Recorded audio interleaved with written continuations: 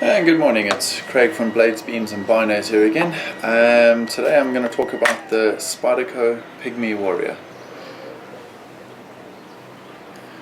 Awesome fixed blade. I personally love this knife, and it needs to be one of the knives in my collection.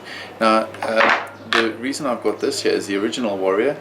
This is just a comparison to show you where it's come from.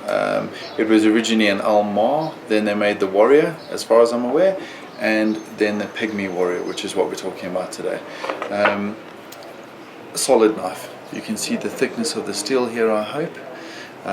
It's got a very interesting, completely solid curve here. It's a symmetrical curve the whole way down the blade, and then on the back of the knife, if you can see, are these serrations. Now the serrations, we're struggling a bit here. The serrations are opposite each other. They're like a sawtooth effect here, which is awesome for if it gets onto your skin and you pull down, will cut as effectively as pulling across. It's a combative knife. It's not really, I mean, you could use it for anything you wanted, but it's designed primarily for fighting. Bob Taylor was one of the designers, so that should tell you something about the blade. It's got an awesome grip. It's solid. It does not move anyway. In fact, one of the original tests for this is to plunge your hand into used engine oil and then stab it into the sidewall of a tire, which shows how much faith the makers had in this grip. The grip is solid. You hold it, that blade goes nowhere.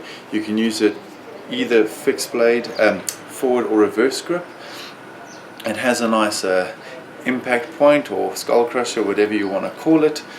It comes with not a Kydex sheath, but works the same as a Kydex sheath, just made by Spyderco.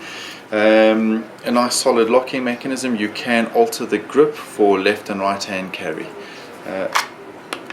Incredibly sharp steel.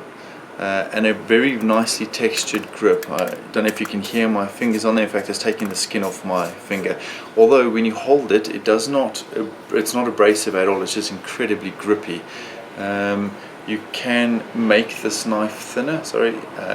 I don't know if you can see the different plates in here, but you can make the grip thinner or left or right heavy, depending on how your body is made. If you have any other questions, just put them on the blog and I'll happily answer, or you can click onto the link to get to my website to buy these. Thanks.